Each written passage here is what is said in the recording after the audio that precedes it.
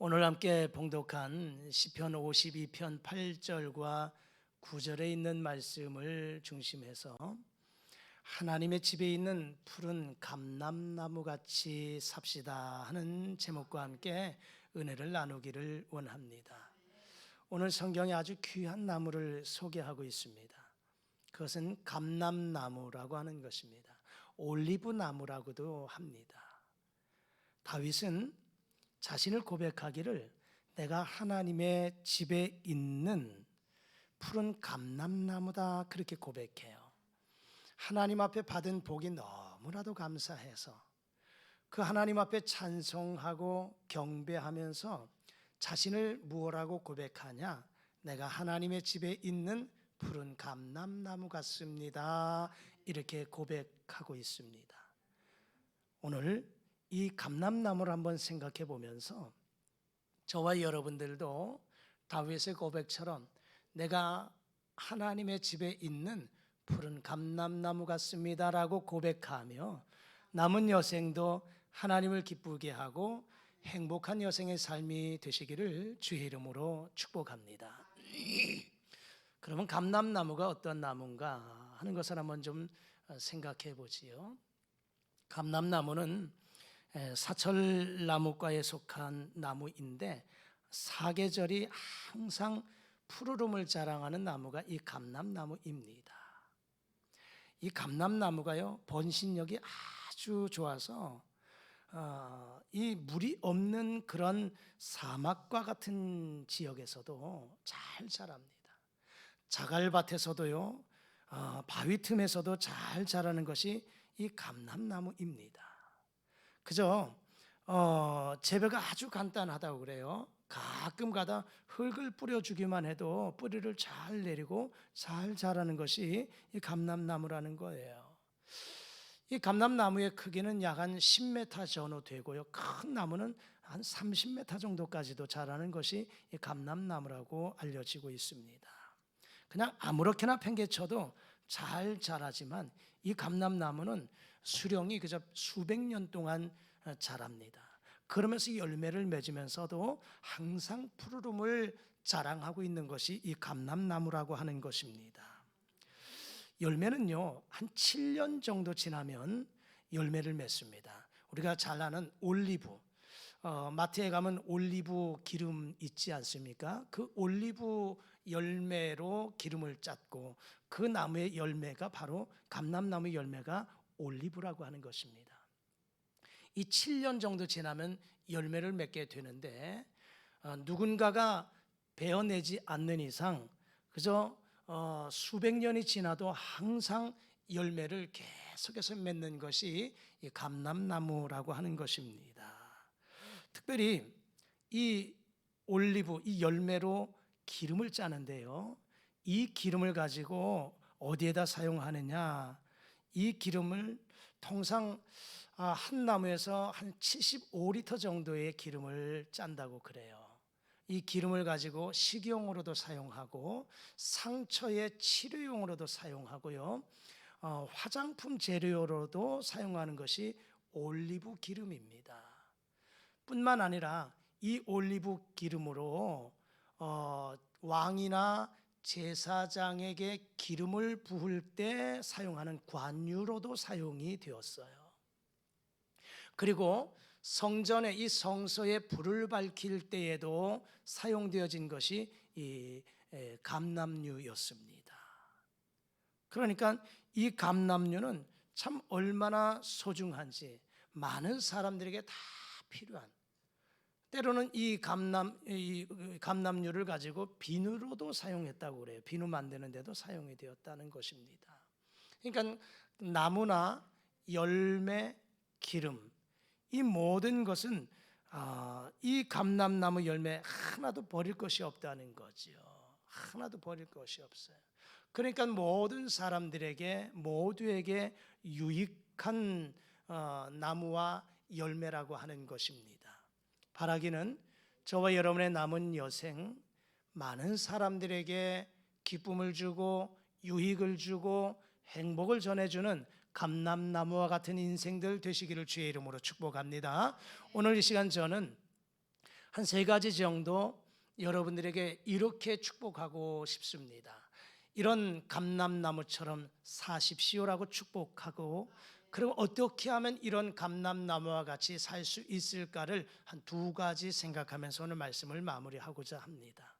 먼저 여러분에게 축복하고자 하는 것은 이 감람나무처럼 항상 푸르게 신앙생활 하시기를 주의 이름으로 축복합니다. 항상 푸르게. 자, 오늘 본문의 말씀 8절 말씀을 자막과 함께 다 같이 읽어보시지요. 시작. 그러나 나는 하나님의 집에 있는 푸른 감람나무 같으며 하나님의 인자하심을 영원히 의지하리로다. 아멘. 다윗은 그렇게 고백해요. 이 감람나무를 푸른 감람나무, 푸르다고 이렇게 표현하고 있습니다. 여러분, 푸르다고 하는 것은 젊지요, 생명력이 있지요, 강함을 이야기하는 것이죠. 그리고 오래 산다는 그런 의미를 가지고 있습니다. 이미 말씀드렸던 것처럼 이 감람나무는 수명이 길고 또한 가뭄에도 잘 자라는 것이 이 감람나무입니다. 여러분, 이슬만 먹고도 생존하는 것이 이 감람나무라는 것이에요. 이스라엘 지역은 연간 강수량이 그렇게 많지 않습니다. 강수량이 적습니다. 그리고 이슬의 양도 부족합니다. 사실 하나님께서는 이 사막과 같은 지역에서 나무나 풀이 자랄 수 있는 것은 사실은 물이 부족하지요. 비 내리는 비의 양도 적습니다. 그럼에도 잘 자라는 것은 이슬을 머금고 자라기 때문이에요. 새벽 이슬, 새벽과 함께 내리는 그 이슬 방울을 머금고 풀이 자라고 나무가 자라는 거예요.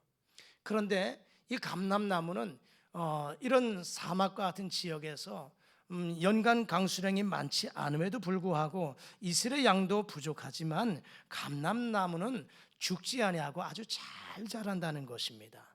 때로는 높은 산지에서도 자라는 것이 이 감람나무라고 하는 것입니다. 그러니까 메마른 악천후 속에서도 항상 사시사철 푸른 감람나무를 자랑하고 또 그것을 유지한다라고 하는 것이지요.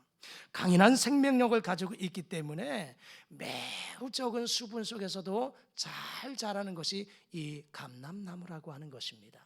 그것처럼 오늘 저와 여러분의 신앙의 생활이, 여러분의 생활이 이 감람나무처럼 푸른, 항상 푸르름을 자랑할 수 있는 아름다운 신앙의 삶이 되기를 주의 이름으로 축복합니다.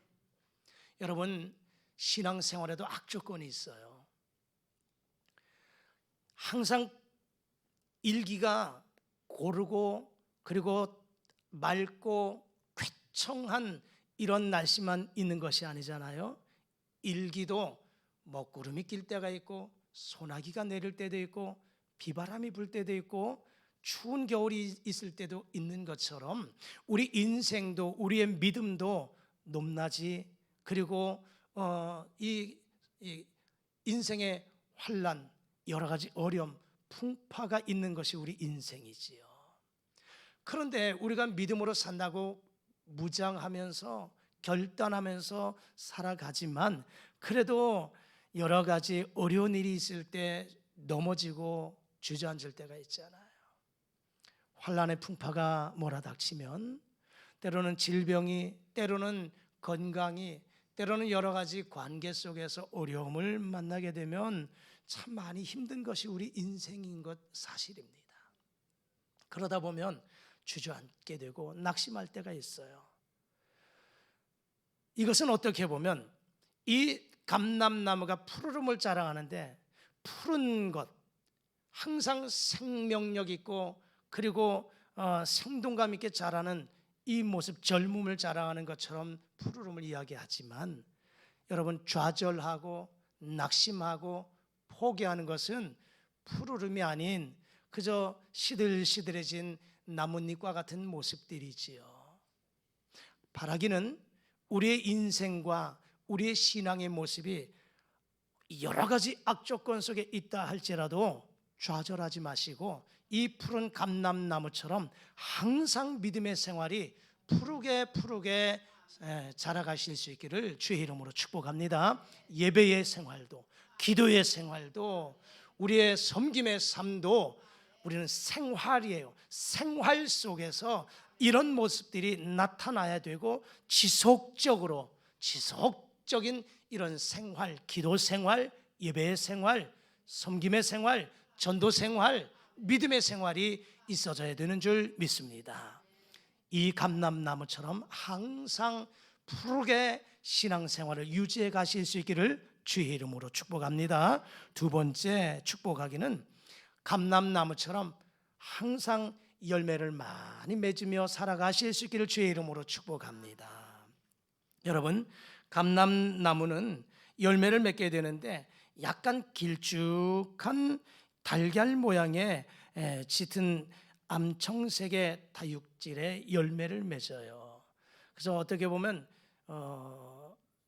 계란보다 적은 것 메추리알, 그 메추리알보다 아주 좀 적은 것을 연상해 보시면 때로는 식당 뷔페라든가 이런 데 가서 보면 올리브 이런 것들을 좀 구경하시고 또 맛을 볼 때가 있습니다. 그것이 바로 이 감람나무의 열매입니다. 이 열매가 7년이 지나면 열매를 맺게 되어 있습니다. 큰 나무에서는요, 한 그루에서 약 한 130kg 정도의 열매를 딴다고 그래요. 적은 양이 아니잖아요. 130여 킬로 정도의 열매를 맺는다는 거예요. 이 열매, 누군가가 중간에 이 나무를 끊어버리지 아니하면, 베버리지 아니하면 수백 년이 지나도 열매를 맺기 시작하면서 열매를 맺고 그 열매를 가지고 많은 사람들에게 유익을 준다라고 하는 것입니다. 바라기는 여러분의 믿음의 삶 속에서도 이 감람나무처럼 아름다운 신앙의 열매를 많이 맺어가실 수 있기를 주의 이름으로 축복합니다. 때로는 우린 교회에서 이렇게 생각하며 이야기할 때가 있어요. 아이고, 나는 이제 나이가 많이 들어서 이제 모든 교회의 시무직에서 은퇴해서 내가 무슨 힘이 있겠습니까? 무슨 열매를 맺을 수 있겠습니까? 라고 나는 이제 좀 쉴랍니다, 이렇게 생각하시는 분들이 있을 수 있어요. 여러분, 일반 직장 생활도 40대 50대가 되면 더 일하고 싶어도 일하지 못하잖아요. 나는 출근하고 싶은데 당신은 이제 여기까지 스톱, 그만입니다, 이제는 편히 쉬십시오 하면서 일하고 싶어도 못할 때가 있잖아요. 교회는요, 그보다 더 많은 기간을 일할 수 있도록, 섬길 수 있도록 우리에게 허락해 주셨어요. 교회는 공적인 시무를 만 70세, 우리 교단은 만 70세까지 항존직들 섬기실 수 있도록 그 시간과 기회를 허락해 주었습니다. 그래서 만 70세가 되면 이제 모든 시무직에서 내려놓게 되거든요. 근데 여러분 생각하시면 이제는 내가 그동안 열심히 섬겼으니까, 열심히 수고했으니까 이제는 좀 쉬겠습니다, 이러실 분이 있겠지만, 여러분, 연세가 많으셔도 연세를 모르고 열매를 많이 맺으시기를 주의 이름으로 축복합니다. 오늘 이 자리에 앉아 계신 우리 권사님, 집사님, 성도님 가운데 60대가 훨씬 지나셔서 70대, 80대 고령이신 분도 계십니다. 하지만 내가 무엇을 열매를 맺을 수 있을까라고 생각하실 수 있겠지만, 그러나 우리 하나님께서 역사하시면, 성령이 임하시면 노인분들에게도 꿈을 주시는 분이 하나님이십니다. 할렐루야. 성령이 여러분에게 임하셔서 연세 드신 여러분들에게도 꿈을 꾸시고 꿈을 이뤄가시며 교회에 하나님께서 맡겨주신 사명 충성하시기를 축복합니다. 시무직에서 내려놨다 할지라도 배후에서 기도하실 수 있잖아요. 기도의 열매를 맺으면서 얼마든지 서포터, 섬길 수 있다라고 하는 것입니다. 이제 전면제에 나서서 몸으로 충성하고 헌신하는 것은 조금 젊은 분들에게 양보하셔도 돼요. 이제는 연세 드신 분이라 할지라도 내가 아무것도 할 수 없다. 아니에요. 이제 배후에서 열심히 교회를 위해서, 성도들을 위해서 기도하는 것도 하나의 열매를 맺는 것인 줄 믿습니다. 이렇게 감람나무가 몇백 년이 지나도 죽음을 다하는 그날까지도 이렇게 많은 열매를 맺는 것처럼 여러분의 여생이 감람나무처럼 신앙의 열매를 많이 맺으시기를 축복합니다. 기도의 열매를 맺으십시오. 예배의 열매, 전도의 열매, 섬김의 열매, 이런 열매들을 많이 맺으셔서 하나님께 영광, 많은 사람들에게 기쁨을 주는 우리 모두가 되실 수 있기를 주의 이름으로 축복합니다. 세 번째, 이렇게 축복하고 싶습니다. 감람나무처럼 많은 사람들에게 유익을 주는 인생이 되시기를 주의 이름으로 축복합니다. 감람나무는 이 열매가 감람유지요. 이 열매를 맺어서 열매를 따서 기름을 짜는 것이 감람유예요. 올리브유입니다. 그런데 이 기름을 가지고 말씀드렸던 것처럼 요리를 하는 데 사용해요. 또 병을 치료하는 데 사용합니다. 화장품을 만드는 데도, 비누를 만드는 데도, 특별히 성전에서 불 밝히는데, 그리고 기구를 닦는데, 그리고 귀한 직분을 세우는데 관유로도 사용한 것이 이 감람유라고 하는 것입니다. 이것은 어떻게 보면 자기 자신을 희생해서 자기의 것들을 다 내려놓고 많은 사람들에게 유익을 주고 기쁨을 주고 행복을 주는 모습이다 하는 것이지요. 그렇습니다. 오늘 우리가 예수 믿고 하나님의 자녀가 되어서 하나님의 일꾼으로 부름받았다면 이제는 남은 여생 내 자신을 위해서가 아니라 할 수 있다면 다른 사람을 위하여서, 교회와 성도들, 이웃들을 위해서 나누고 베풀고 섬기는 희생적인 삶을 살아가셔서 나 한 사람의 희생으로 인해서 많은 사람들에게 유익을 주는 인생들 되시기를 주의 이름으로 축복합니다. 하늘의 밀이 땅에 떨어져 죽어야 많은 열매를 맺는다고 그랬어요. 내 자신을 희생해야 열매를 맺는다고 그랬습니다. 근데 여러분, 우리는 살아가면서 지위가 높아질수록, 그리고 나이가 드실수록 많은 사람들에게 대접을 받고 싶기도 하지요. 섬김을 받기도 원하실 것입니다. 그러나 교회는, 하나님의 일은 직분을 받으면 받을수록, 높아지면 높아질수록, 물론 직분이 높고 낮음이 없어요. 모두가 다 소중한 직분입니다. 그런데 이렇게 직분을 부여한 것은 그 직분 속에서 그 역할들을, 사명들을 잘 감당해 달라고 하는 것입니다.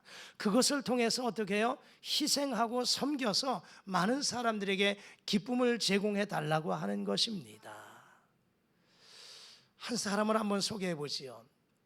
사도 바울의 사역에 있어서 참 많은 이름도 없이 빛도 없이 섬겼던 사람들이 있었습니다.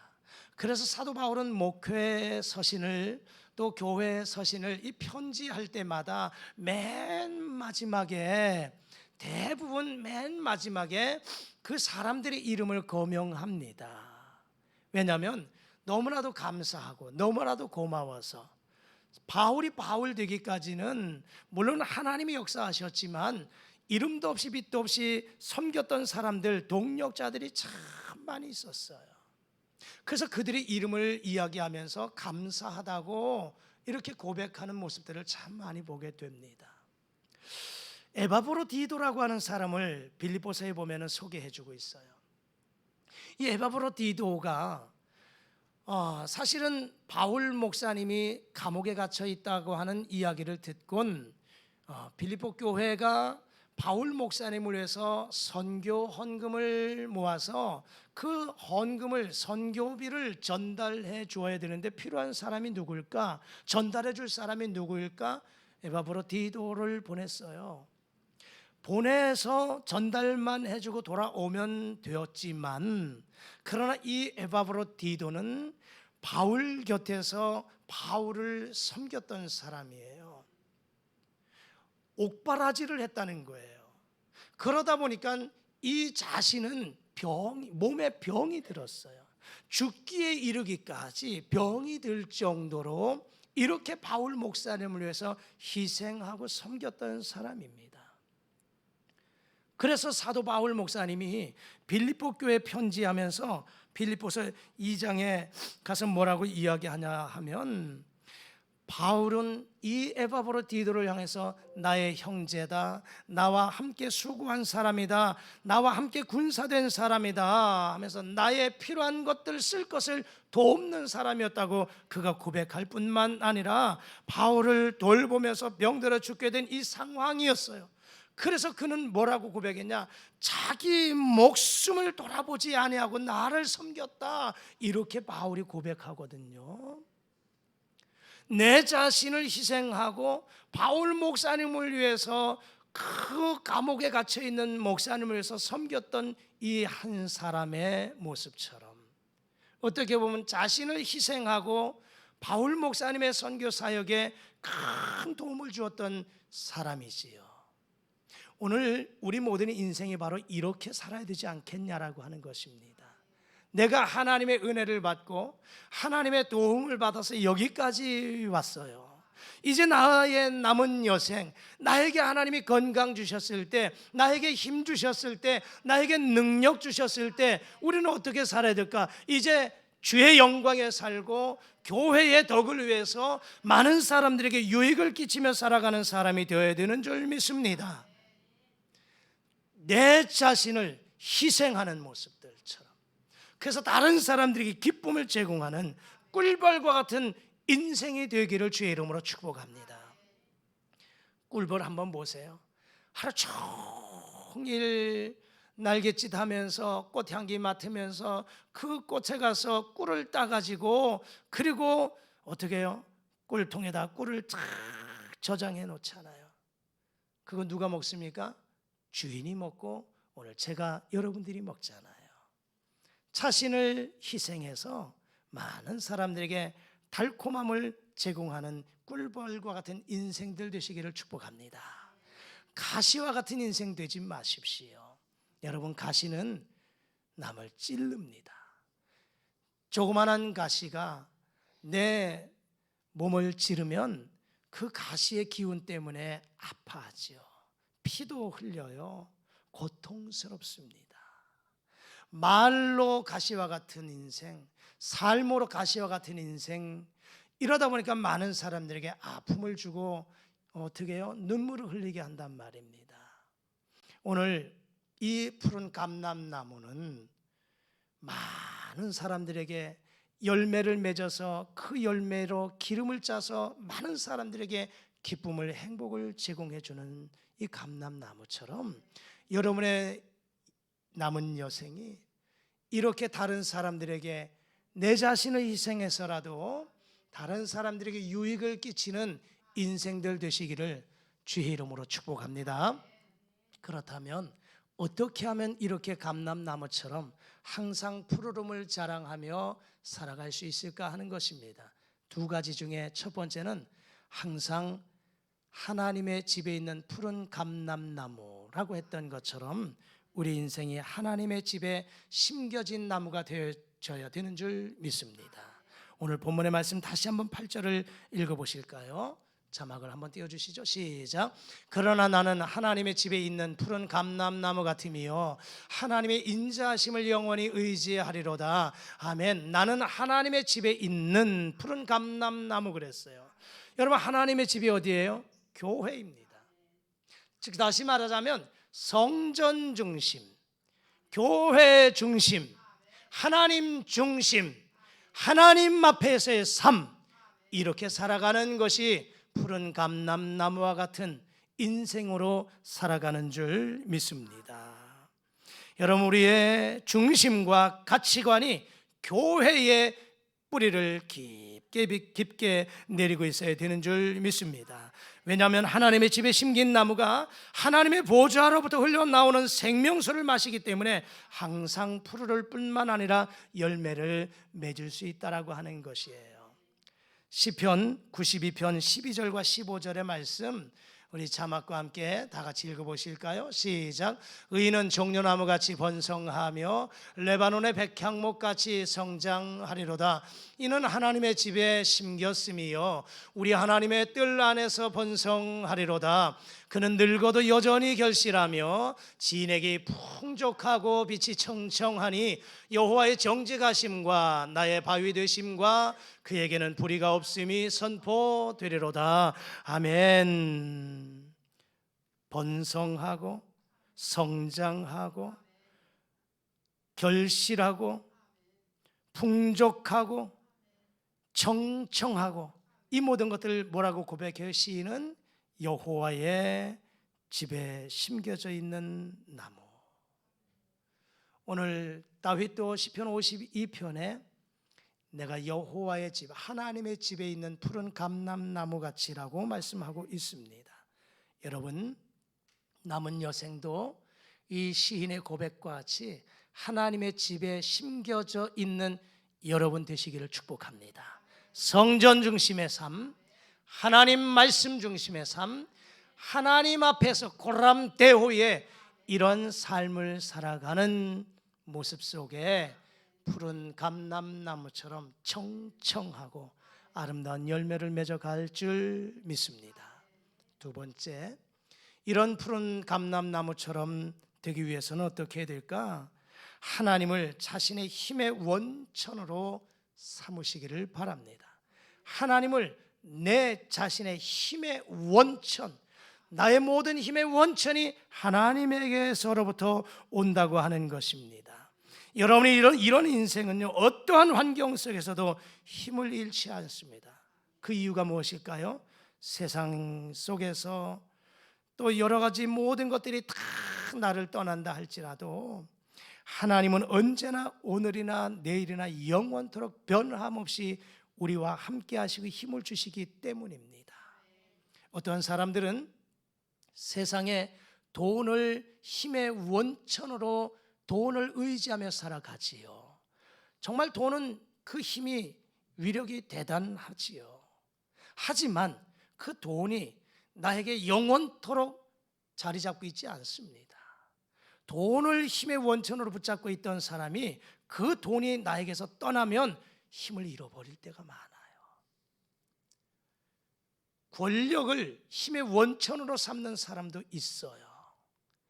그러나 그 권력도 영원하지 않습니다. 그 권력이 나에게서 사라져버리면 그 사람은 힘을 잃게 됩니다. 어떠한 사람은 다른 사람을 힘의 원천으로 삼고 사는 사람들이 있어요.